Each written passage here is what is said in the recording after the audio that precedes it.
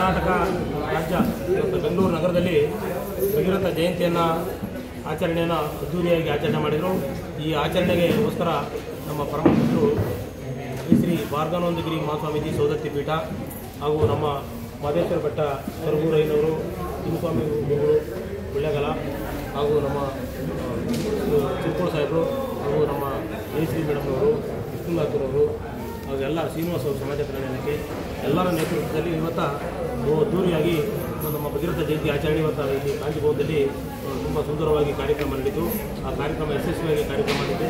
ಇದಕ್ಕೆ ನಮ್ಮ farmer CJ ಸರ್ವೋಚ್ಚ ನ್ಯಾಯಾಲಯದ ನಮ್ಮ ನಿವೃತ್ತ ನ್ಯಾಯಾಧೀಶರಾದಂಥ ಎಂ ಎನ್ ವೆಂಕಟಾಚಾರ್ಯ ಸಾಹೇಬರನ್ನು ಉದ್ಘಾಟನೆ ಮಾಡಿ ಬುಕ್ಕು ಬಿಡುಗಡೆ ಮಾಡಿ ಅವರು ಕೂಡ ಉದ್ಘಾಟನೆ ಮಾಡಿ ಹೋದರು ಈ ಕಾರ್ಯಕ್ರಮನ.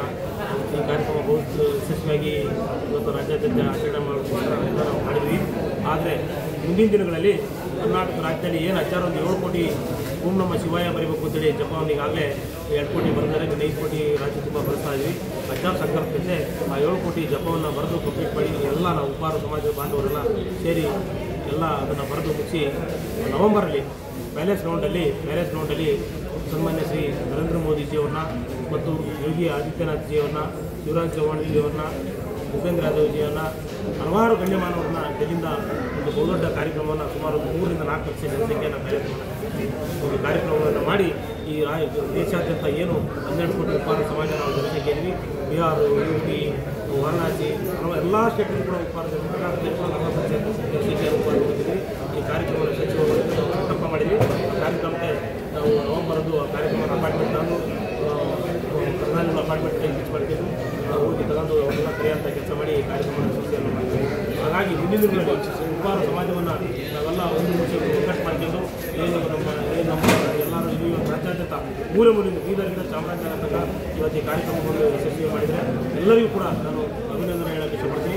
ಇವತ್ತು ಸಮಾಜದಲ್ಲಿ ಏನೇ ಇದ್ದರೂ ಕೂಡ ಸಮಾಜದಲ್ಲಿ ಇರ್ತಾರೆ, ಸಮಾಜದಲ್ಲಿ ಏನೂ ಮಾಡಲ್ಲ, ಕಾರ್ಯಕ್ರಮ ಮಾಡಿಲ್ಲ, ಯಾವುದು ಮಾಡಿಲ್ಲ, ಸುಮ್ಮನೆ ಎಲ್ಲೋ ಕೂತ್ಕೊಂಡು ಏನೋ ಗಾಳಿಯಲ್ಲಿ ಗುಂಡಿ ಅಂತ ಮಾತುಗಳನ್ನ ಕೆಲವರು ಆಡ್ತಾರೆ. ನಾವು ಅವಿವೇಕಿಗಳು ಮಾತಾಡಿದ್ದಕ್ಕೆ ನಾವೆಲ್ಲ ಗಮನ ಕೊಡಲ್ಲ. ಆನೆ ಹೋಗ್ತಾ ಇದ್ದರೆ ನಾಯಿಗಳು ಕೊಡುತ್ತಾ ಇರ್ತವೆ, ಅದು ಸಹಜ, ಮಾನವ ಧರ್ಮದಲ್ಲಿ ಸಹಜ. ಅದು ಆನೆ ಹೋಗ್ತಾ ಇದ್ದರೆ ನಾಯಿ ಹೊಗಳ್ತಾ ಇರ್ತವೆ, ಕೆಲವೊಂದು ನಾಯಿಗಳು 2-3 ನಾಯಿಗಳು ಹೊಗಳ್ತಾ ಇರ್ತವೆ. ಅವನ್ನೆಲ್ಲ ನಾವು ಯಾವುದೇ ಒಂದು ಗಮನವನ್ನು ಕೊಡಲ್ಲ. ನಾವು ನಡ್ಕೊಂಡು ನಮ್ಮ ಬಾರಿಯಲ್ಲಿ ನಾವು ಹೋಗ್ತಾ ಇರ್ತೀವಿ. ಈ ಸಮಾಜವನ್ನು ಒಂದು ದೊಡ್ಡ ಯಶಸ್ವಿಯಲ್ಲಿ ಈ ಉಪಹಾರ ಸಮಾಜನ ಮುಂದೆ ಕೊಂಡೊಯ್ಯಬೇಕು. ಮುಂದಿನ ದಿನಗಳಲ್ಲಿ ಸುಮಾರು ಕರ್ನಾಟಕ ರಾಜ್ಯದಲ್ಲಿ 6 ರಿಂದ 7 ಜನ MLAಗಳು ತಗೊಂಡು MLAಗಳು ಆಗಬೇಕು. ಕರ್ನಾಟಕ ರಾಜ್ಯದ ಉಪಹಾರ ಸಮಾಜ ಸುಮಾರು 4 ಜನ MPಗಳು ಆಗಬೇಕು. ಅದನ್ನು ಕೆಳಗೆ ಈ ನಿರ್ಣಯಕ್ಕೋಸ್ಕರ ನಾವು ಪ್ಯಾಲೇಸ್ ಗ್ರೌಂಡಲ್ಲಿ ಕಾರ್ಯಕ್ರಮವನ್ನು ಮಾಡಿ ನಮ್ಮ ಜನಸಂಖ್ಯೆಯ ಫಲಾಫಲವನ್ನು ತೋರಿಸಿ ಈ ಕಾರ್ಯಕ್ರಮವನ್ನು ಯಶಸ್ವಿ ಮಾಡೋಕ್ಕೋಸ್ಕರ ಎಲ್ಲ ಈ ಕಾರ್ಯಕ್ರಮವನ್ನು ಇವತ್ತು ಮಾಡಿದ್ದೀವಿ. ಈ ಕಾರ್ಯಕ್ರಮ ಯಶಸ್ವಿಯಾಗಿದೆ. ಹಾಗಾಗಿ ಇವರೆಲ್ಲರೂ ಬಂದು ಇವತ್ತು ಈ ಕಾರ್ಯಕ್ರಮವನ್ನು ಯಶಸ್ವಿ ಮಾಡಿದಂಥ ಸಮಾಜ ಬಾಂಧವರಿಗೆ, ಬೀದರಿಂದ ಚಾಮರಾಜನಗರ ಅಭಿಮಾನಿಗಳಿಗೂ ಮತ್ತು ಸಮಾಜ ಬಾಂಧವರಿಗೆ, ಹಿರಿಯರಿಗೆ ಇರ್ಬೋದು. ಇಲ್ಲಿ ಭಾಳಷ್ಟು ಜನ ಇಲ್ಲೇ ಇದ್ದಾರೆ. ನಮ್ಮ ಜಡಕೆರೆ ರಂಗಸ್ವಾಮಿ ಅವರು ಇದ್ದಾರೆ, ನಮ್ಮ ಕಳಕಪ್ಪನವರು ಇದ್ದಾರೆ, ಶ್ರೀನಿವಾಸ ಅವರು ಇದ್ದಾರೆ, ದಾವಣಗೆರೆ ಶ್ರೀನಿವಾಸ ಅವರು, ಮಾರ್ತಾಂಡಪ್ಪನವರು, ಪಾತಯ್ಯನವರು, ತಿರುಪತಿ ಸಾಹೇಬರು, ಮಹೇಶ್ ಅವರು, ವಿಷ್ಣುನಾಥನವರು, ಎಲ್ಲರೂ ಕೂಡ ಜಯಶ್ರೀ ಮೇಡಮ್ ಅವರು, ನಮ್ಮ ಪರಮ ಈಗಳಲ್ಲಿ ಸ್ವಾಮೀಜಿಗಳು ಇವತ್ತು ಎಲ್ಲ ನಮ್ಮ 4 ಜನ ಸ್ವಾಮೀಜಿ ಬಂದು ಈ ಕಾರ್ಯಕ್ರಮ ಈ 4 ಜನ ಸ್ವಾಮೀಜಿಯವರನ್ನು ಕರ್ಕೊಂಡು ರಾಜ್ಯಾದ್ಯಂತ ಚಕ್ರ ಕಟ್ಟಿಗೆ ಕಾಲಿಗೆ ಸುತ್ತಿ ಸಂಘಟನೆ ಮಾಡಿ ಒಂದು ಸಮಾಜಮುಖಿಯಾಗಿ ಬಹುದೊಡ್ಡ ಕಾರ್ಯಕ್ರಮ ಏರಿಸಿ ಅದನ್ನು ಯಶಸ್ವಿಯಾಗಿ ಮಾಡ್ತೀವಿ. ಸಮಾಜಕ್ಕೊಂದು ನ್ಯಾಯ ಸಿಗುವಂಥ ಕೆಲಸವನ್ನು ಮಾಡ್ತೀವಿ. ಅದನ್ನು ಹೋರಾಟ ಮಾಡಿ ಅದನ್ನು ನ್ಯಾಯ ಪಡ್ಕೊಳ್ಳೋಂಥ ಕೆಲಸ ಮಾಡ್ತೀವಿ.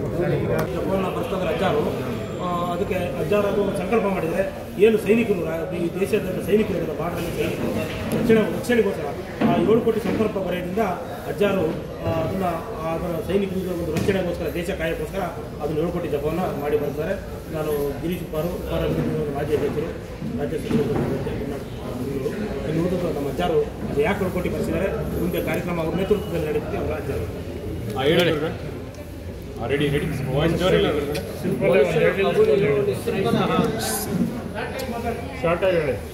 ಅಬುದಯೋನಿ ಶ್ರೇಷ್ಠ ಅನ್ನುವಂತೆ ನಾವು ಕುಂಭಮೇಳದಲ್ಲಿ ಸ್ನಾನಕ್ಕಾಗಿ ಹೋದ ಹೊತ್ತಿನಲ್ಲಿ ಅನೇಕ ಋಷಿಗಳು ದೇಶ ಹಿತಾರ್ಥಕ್ಕಾಗಿ ಯೌವನದಾಗಲಿ ಗೋಹತ್ಯೆ ನಿಷೇಧಾಗಲಿ ಅಂತೇಳಿ ಯಜ್ಞ ಯಾಗಾದಿಗಳು ಮಾಡ್ತಿದ್ರು. ಕೋಟಿಗಟ್ಟಲೆ ಯಜ್ಞ ಯಾಗಾದಿಗಳು ಮಾಡ್ತಕ್ಕಂತಹ ಒಂದು ಸಂಸ್ಥಾನಗಳ ಮುಖದಿಂದ ನಡೀತಿತ್ತು.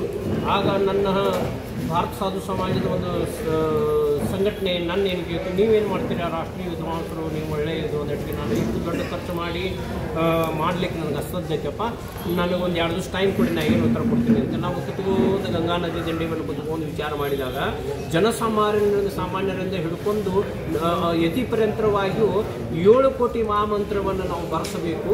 ಅದು ಒಂದು ಮಹಾ ಜಪಯಜ್ಞ ಆಗ್ತದೆ, ಅದು ಯಜ್ಞನ ಜಪಯಜ್ಞ ಆಗ್ತದೆ. ಅದರಲ್ಲಿರ್ತಕ್ಕಂಥದ್ದು ಪುಣ್ಯವನ್ನು ಒಂದಿಷ್ಟು ಪುಣ್ಯವನ್ನು ನಮ್ಮ ಜಗತ್ತಿಗೆ ನಮ್ಮ ದೇಶಕ್ಕೆ ಪ್ರತಿಯೊಂದು ಜೀವಕುಲಕ್ಕೆ ಅನ್ನ ಹಾಕ್ತಕ್ಕಂಥ ರೈತದಾತ ಹೋಗಬೇಕು. ಮತ್ತು ನಮ್ಮನ್ನು ಪರದಾಳಿಯಿಂದ ರಕ್ಷಣೆ ಮಾಡ್ತಕ್ಕಂಥ ಸೈನಿಕಗ ಈ ಪುಣ್ಯವನ್ನು ಕೊಡೋಣ. ಇದು ನಿಸ್ವಾರ್ಥ ಭಾವದಿಂದ ಮಾಡೋಣ ಅಂತೇಳಿ ನಾನು ಮನಸ್ಸಂಕಲ್ಪವನ್ನು ಗಂಗಾ ನದಿ ದಂಡೆಯಲ್ಲಿ ಮಾಡಿಕೊಂಡು ತದನಂತರ ಅನಿರೀಕ್ಷಿತ ಇವರು ಒಂದು ಟೀಮ್ ನನ್ನ ದರ್ಶನಕ್ಕೆ ಬಂದಾಗ ಈ ಮಾತನ್ನು ನಾನು ಹೇಳಿದಾಗ ಅದನ್ನು ಆಗಿಂದಾಗಲೇ ಕಾರ್ಯಗತವನ್ನು ಮಾಡಲಿಕ್ಕೆ ನಾವು ಪ್ರಯತ್ನ ಮಾಡಿದರು. ಅದಕ್ಕೆ ಸುಮಾರು 3 ರಿಂದ 4 ಲಕ್ಷ ರೂಪಾಯಿ ಅದು ಪ್ರಿಂಟಿಂಗ್ ಚಾರ್ಜ್ ದುಡ್ಡು ಬರ್ತಿತ್ತು. ಯಾರೋ ಅವರು ನಮ್ಮ ಶಿರ್ಕೋಳ್ ಅಣ್ಣಾರು ಅವರು ಒಂದು 40,000 ರೂಪಾಯಿ ಕೊಟ್ಟರು, ಗಿರೀಶ್ ಅಣ್ಣಾರು ಅವರು ಒಂದು 40,000 ರೂಪಾಯಿ ಹಾಕಿದ್ರು. ಇನ್ನೂ ಕೆಲವು ಮಂದಿ ಹಾಕ್ಲಿಕ್ಕೆ ಪ್ರಯತ್ನ ಮಾಡಿದರು.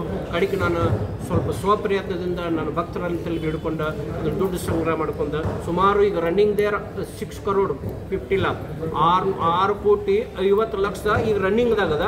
ಈಗಾಗಲೇ ರೆಡಿ ಆಗಿರ್ತಕ್ಕಂಥದ್ದು ಏನಪ್ಪ ಅಂತಂದ್ರೆ ನನ್ನ ಗೋಕಾಕ್ ತಾಲೂಕದ ಬಂಧುಗಳಾಗಿರ್ತಕ್ಕಂತಹ